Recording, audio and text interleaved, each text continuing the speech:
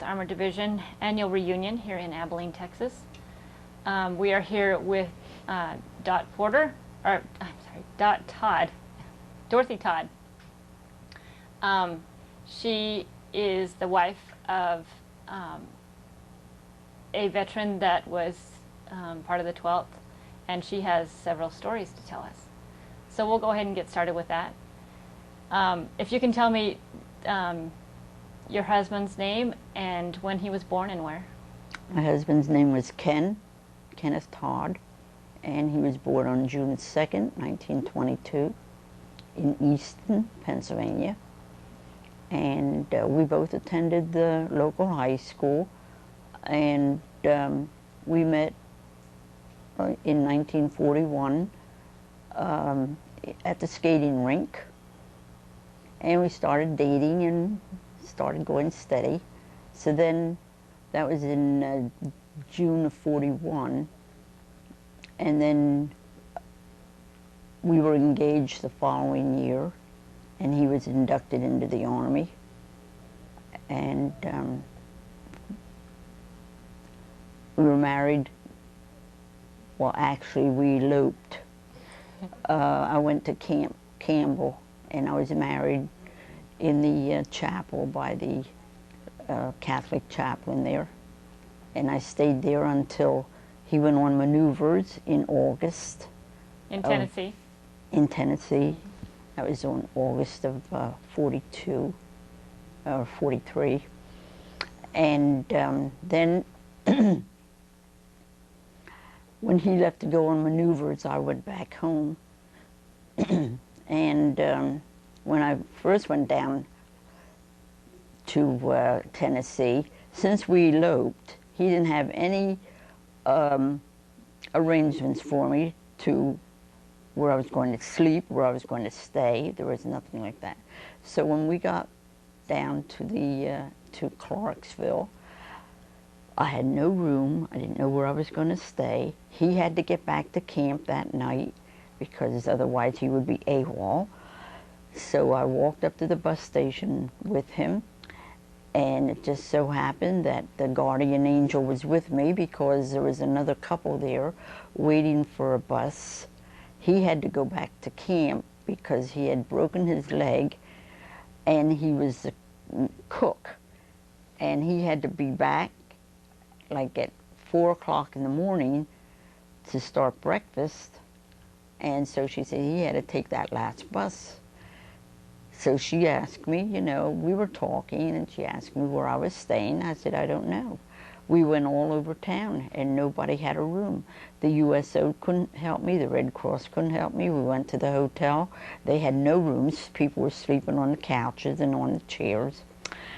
And I was a very, very frightened young lady. I was scared to death. That's the first time I was ever away from home. But anyway, so this young girl said I could stay with her. And I stayed with her. And then the next day she took me around town, and she was working in a record shop. That's where they used to sell records. And she asked everybody. We couldn't find anything until she found this one woman, said I could stay at her house and sleep on her sofa. So I slept on her sofa for 3 days, and then I went uptown. Every day I went uptown looking and asking everybody if they knew anybody that had a room for rent. And I happened to go into 5 and 10, and this one clerk said one of her friends was moving out of her house. So I went up to the house and I got a room. So then I stayed there in Clarksville until the end of August. We were married the first week of July at camp, and then, as I say, then I went back home when he went on maneuvers. So then he came home in December for Christmas, and by then, well, he had a room rented for me to go back with him. So we had this room with Mrs. Hill, and that was on Graham Street, and she was a gem. She was the most wonderful person you'd ever want to meet. She had a 4 rooms that she rented out to service couples. She had a son in the Air Force and a daughter that was in college in Alabama.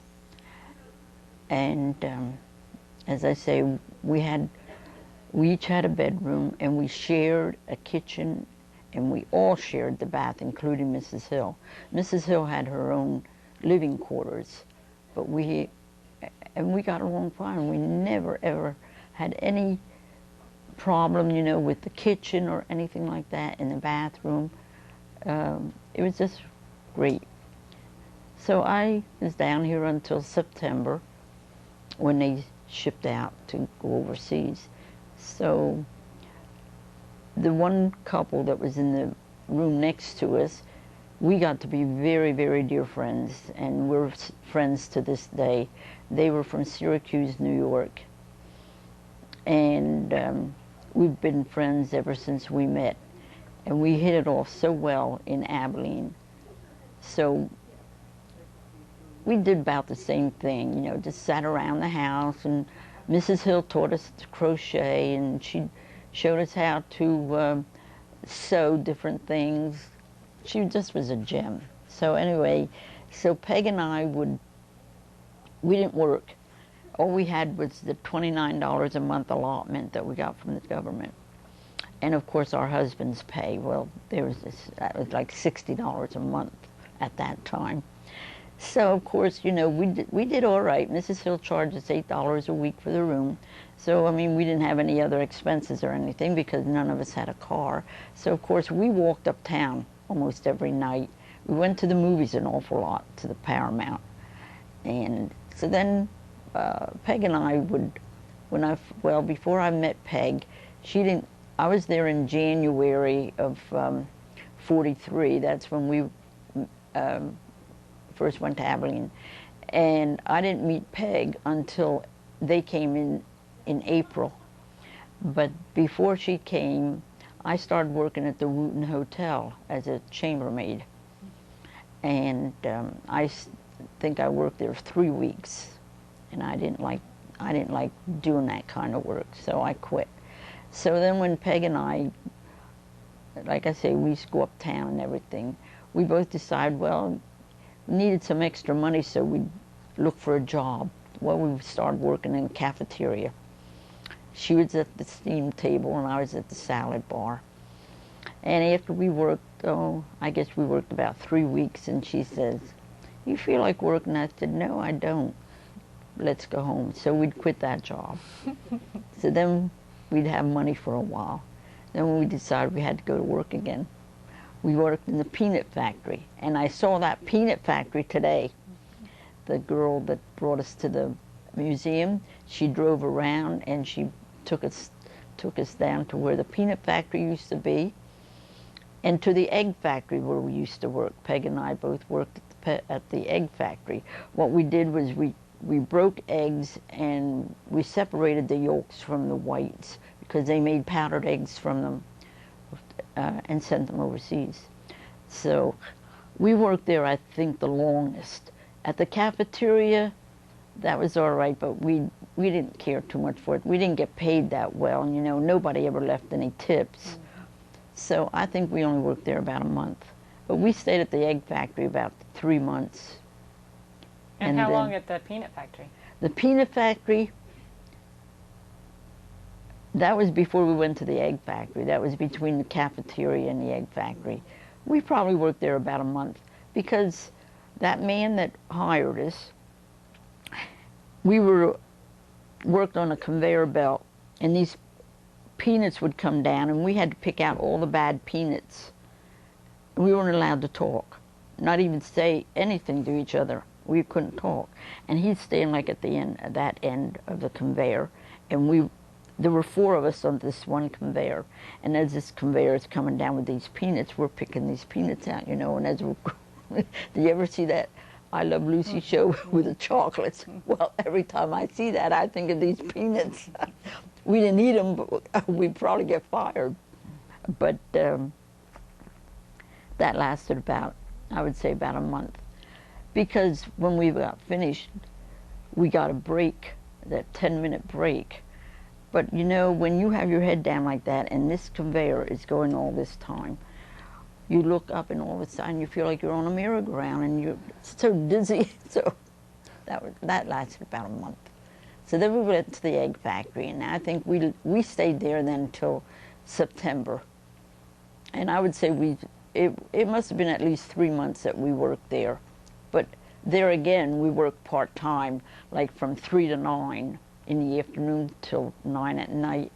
And our guys would come in from camp around 5:30, and we always packed a small lunch for our break. And we'd go outside and sit on the porch, like a porch, and we'd sit there and eat our lunch. And our guys would come down, maybe sit there a while with us, and then sometimes they'd go home. Sometimes we'd look at each other and, do you feel like working? No, let's go home. So we'd go home. I said we never got fired because I guess they needed us. But it was fun. So that was really, it was the nicest year of our whole life because we had nothing to do as far as any responsibilities. And Mrs. Hill was such a gem. She always had a dessert for us that she'd take and put it in our kitchen on the table. She let us have all the eggs we wanted because she had about 8 or 10 chickens out in the roost, you know, in the back pen. And one time she was going to, Ken and I were the, I won't say the oldest in age, but we were there the longest of anybody.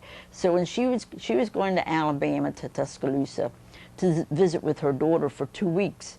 So she said she was leaving me in charge of the chickens. We could use all the eggs we wanted, just so we'd had at least a dozen for her when she came home, because she was going to be gone for 2 weeks.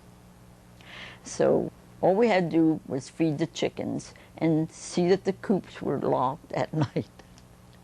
Well, I don't know anything about chickens. I've never been on a farm. I don't know anything about them. So the first evening, I said to Ken, what are we going to do about those chickens? He said, why? I said, how are we going to get them to go in the coop and stay in the coop and close the door by the time we get a couple of them in the coop? The other ones are going to be running out. There's no way I'm going to touch a chicken. He said, well, I don't know. So then Peg came over to our room, and she said, what's going on? I said, Peg, I don't know how we're going to get those chickens in the coop. She said, what do you mean get them in the coop? They are in the coop. I said, well, how are we going to get them in the cages so they stay in the cage at night? She said, don't you know anything about chickens? I said, no, I don't. She said, they just automatically go in and roost. You don't have to do anything. So that was it.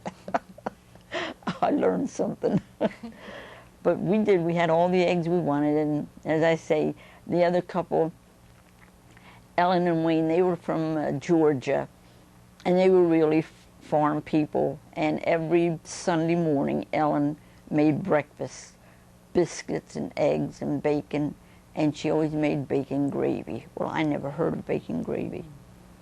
So one day when I walked in the kitchen and Wayne was eating, I said, Ellen, what did you make? She said, bacon and eggs. And I said, but what's he have on his biscuits? Oh, that's gravy. I said, oh, what kind of gravy did you make? Oh, she made bacon gravy. I said, I never heard of that. But then she let me taste it. And from then on, she always had bacon gravy for me on a Sunday morning because I didn't know how to make gravy. I didn't even know how to cook. So, but we got by. And Peg knew how to cook. So between the two of us, we got our guys fed okay. So that was about the gist of our time down here, which were, I'll tell you, they were the happiest days of our life. We just had a ball. And then the guys were going to be shipped out. So around the 16th of September, Peg and I got on the bus, and it took us 4 days to get home. I live in Pennsylvania, and she lived in New York State. But she came home with me because the last we heard from the guys, they were going to be shipping out from New York. but they didn't know where they were going. They didn't know when. So they said they would call us from New York if they could call us, and then Peg could maybe go see Don. So that's what happened. We got home on a Thursday. We left on a Monday, and we got home on Thursday. And sure enough, Saturday morning, Don called, and Peg got on a bus, and she left and went to New York so she could spend the weekend with Don, and then she left from there to go home to Syracuse. And that afternoon, then Ken called me, and I wasn't able to get a bus out. There was no bus that would get me in New York until 10 o'clock at night. And then I would have to, he couldn't stay in town that late to meet me. So I never did get to see him. So he went overseas, and I didn't see him until he came home. And he was in combat. They went to England in September of '44, and then they went over to France the beginning of December. And Ken was only in combat till January the 19th, and he was hit at Herlesheim. They had a big battle there at Herlesheim, and he was hit with shrapnel, and that was the end of his war days.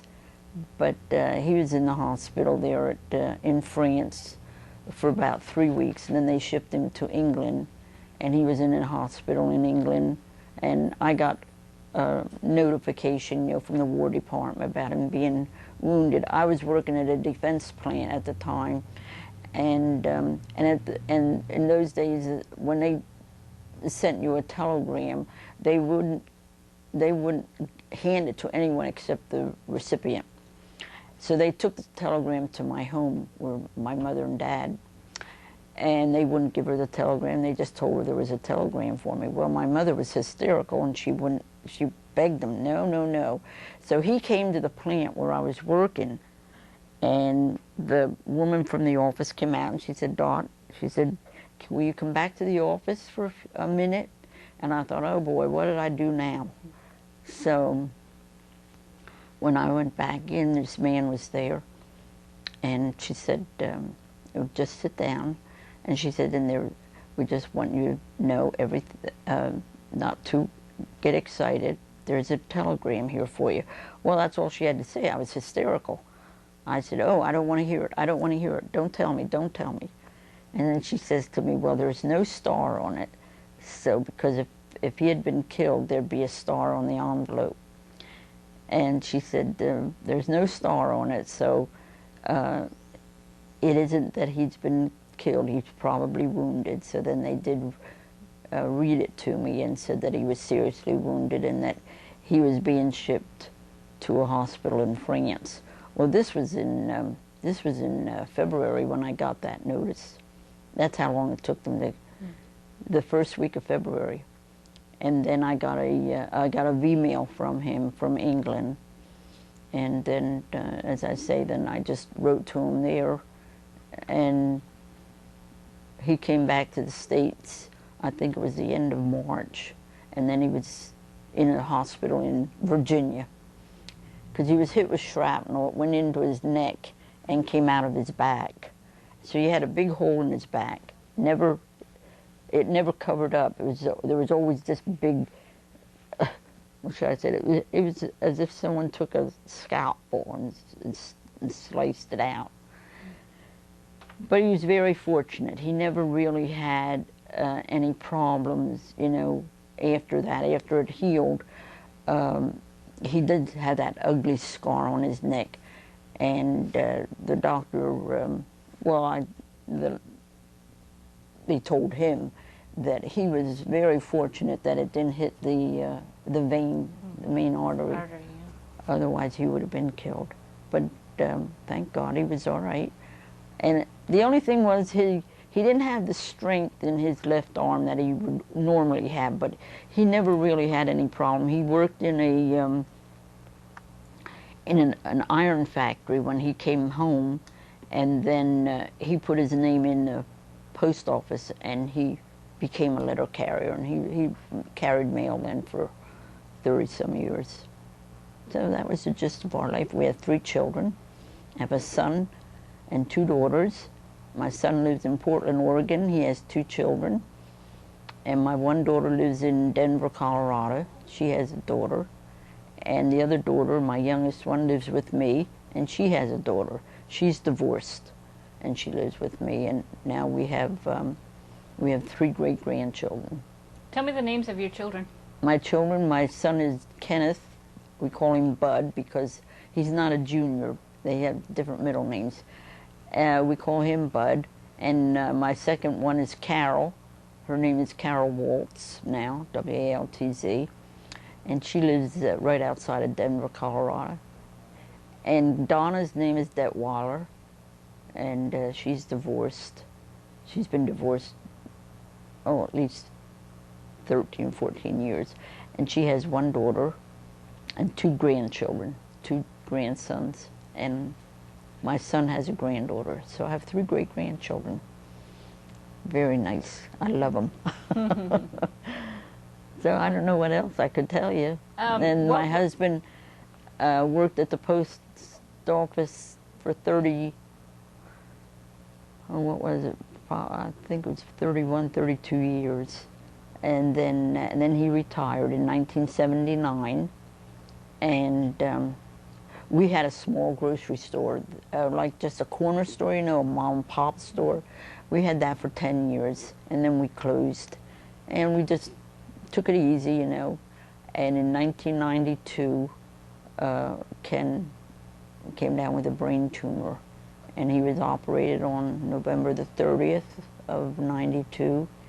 And we had planned to go out to my son for Christmas that year. And of course, we didn't make it. He died in December of 92. I'm so sorry. So we were married 49.5 years. We were really looking forward to our 50th wedding anniversary, and so were the kids, because they had everything planned for a party for us. But it never came to be. So, but I thank God we had a good life together. So, and we have 3 beautiful children and 4 wonderful grandchildren and 3 great-grandchildren. That's the only thing that I wish that he could see would be the 3 great-grandchildren, because he's crazy about children, and his grandchildren were his pride and joy. So I just feel bad that he didn't see any of them. But I think he's looking down at him. Yeah, probably.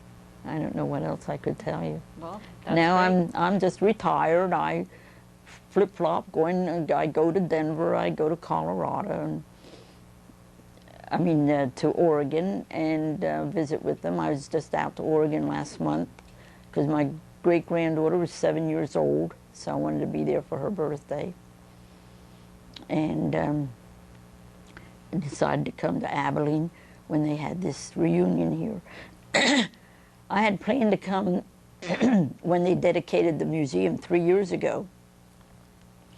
As a matter of fact, I had my plans made because my granddaughter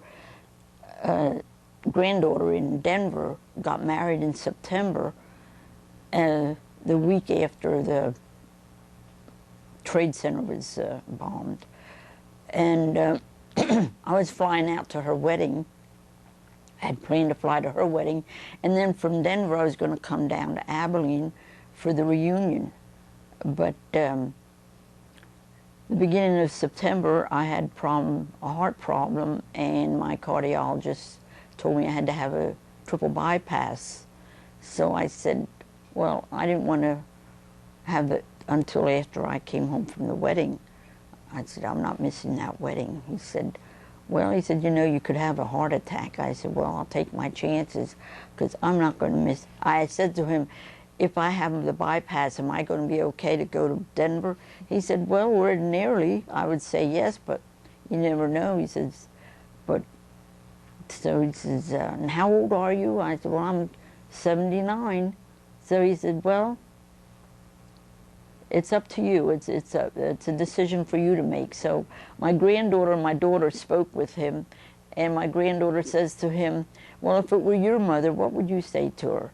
And he said, oh, that's not a fair question. And she said, well, I'm asking you, what would you tell her? He said, I'd tell her she should go. So I said, okay, then I'm going to Denver and for the wedding. But he said, will you be back the 1st of October? I said, yes. And that's when he was scheduled my heart operation, the first week of October. So I had to cancel my trip to Abilene. Now, if I had come to Abilene at that time, I'd see my house, because my house, that's one thing I wanted to see, is where we lived. And that's the main thing I wanted to see before anything. And when I went out there today, there's no house. It was torn down last year. And I said, oh, if I would have been here 3 years ago, I would have seen it. I wanted to take a picture of it, because I haven't been back, you know, to Abilene at all since we left that September 44. So I was really anxious to see the house. And the man that lives next door, I better get going. The man that lives next door, we stopped the car and I saw there was no house, and the one house was 865 and the other one is 881, and I saw him and I said, excuse me, isn't there an 873 Graham Street? He says, oh, used to be over here. He said, they bulldozed it and knocked it down. I said, oh no, my house. I wanted to see it so bad. It was such a beautiful place. There's 4 big rooms, bedrooms, and Mrs. Hill had her own living quarters. She had her own kitchen, and hers was like a living room and a bedroom combination. But we all shared the same bath. But the 4 couples we had our own kitchen. We each had a space, a shelf in the refrigerator, and a shelf in the kitchen cabinet, and in the closet. We each had a shelf there. And it was up to us to keep the kitchen clean and everything. And she had pots and pans and dishes and everything there. So we really had a great time down here. So we have a lot of good memories. Yeah, that's great. So, well, thank you so much. We really appreciate all of your time and your stories. I really enjoyed being down here. I just wish I would have seen my house. The week before we left, she says, now be sure to take a picture of our house and send it to me. I said, I will. Now I have to tell her there's no house. It's just an empty lot.